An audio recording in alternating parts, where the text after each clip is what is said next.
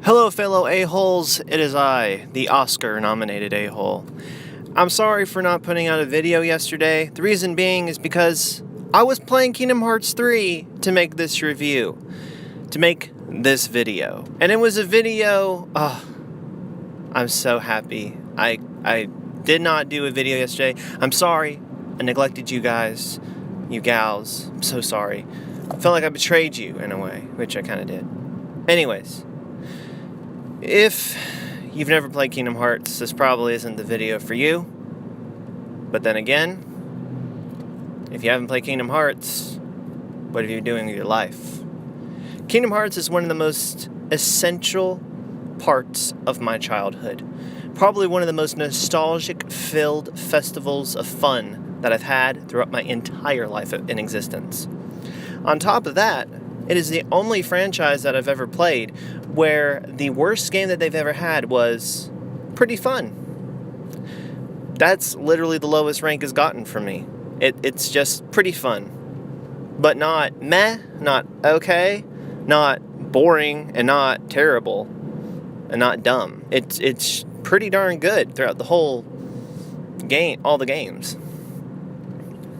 Now, I was a gamer of Kingdom Hearts when it first came out. I was a huge fan of it. I loved it.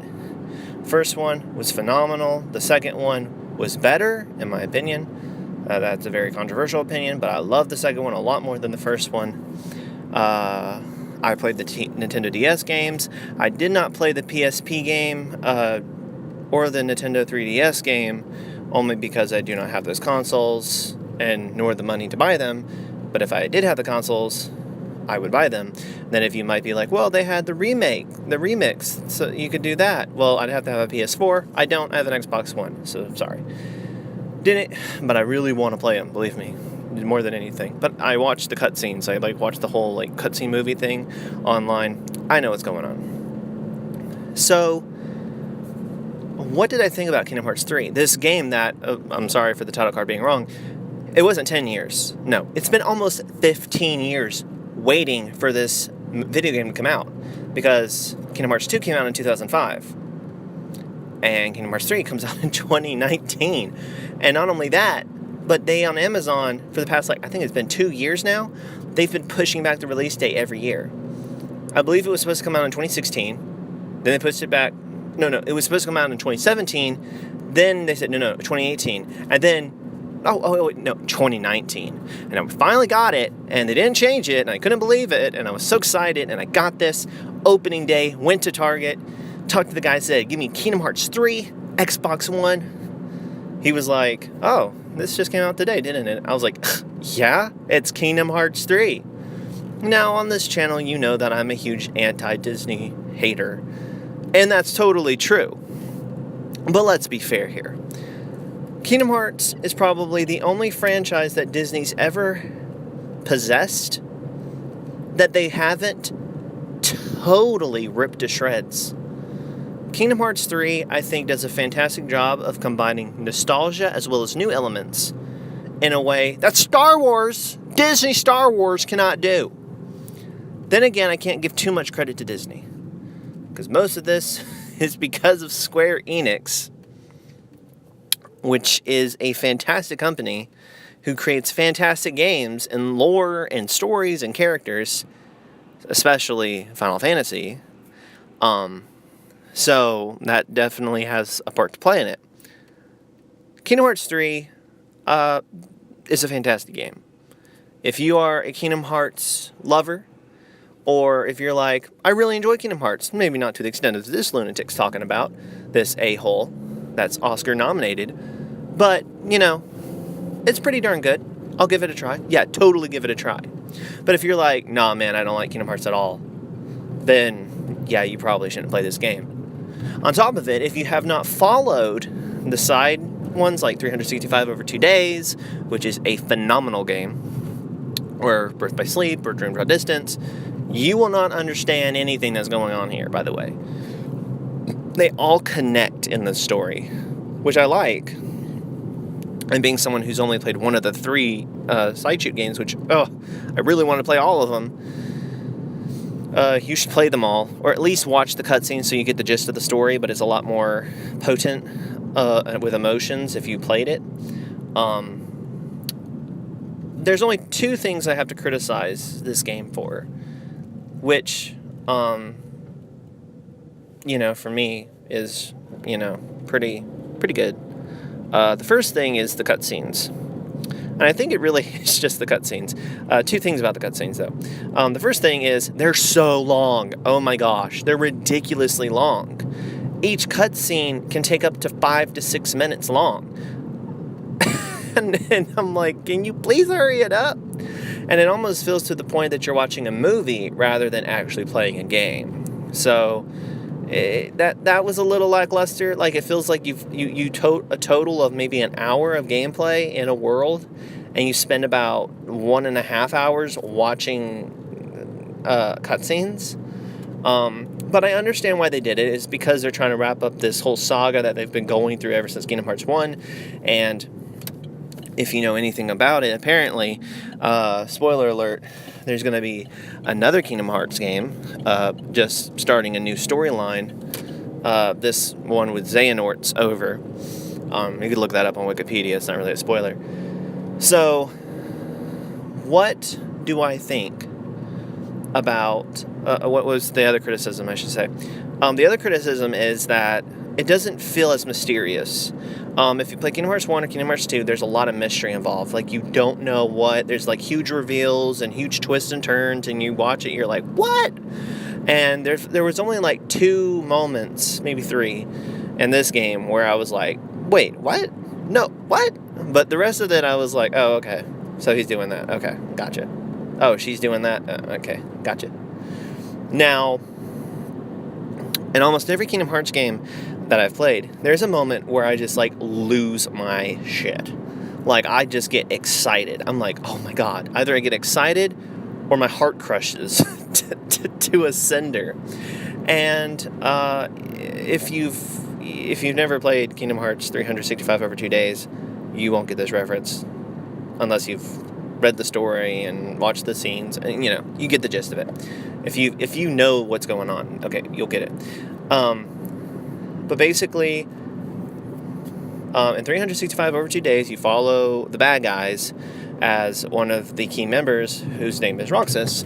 He is the 13th member of the Organization 13. So you find out in the game that there is a secret new 14th member, and she becomes your best friend alongside your other best friend, Axel, and you all 3 become this trio of really good friends, and stuff happens, and you kind of break apart, and the girl, who's the 14th member that becomes your best friend, is named Shion. Really weird name, Shion. She's really cool, and she's really sweet, and she's kind of shy, but at the same time, really powerful. And she's just like a really likable character. And really relatable, too. Well, at the very end, spoiler, she dies at the end of that game. And it's really heartbreaking, and when I first played it, I'm a dude. I'm not a soy boy, but I teared up. Because I've been following this story, playing this game, for like over 40 hours, over 50 hours. Like, I was invested, and so my heart broke. I was like, oh my god, no, why did you die?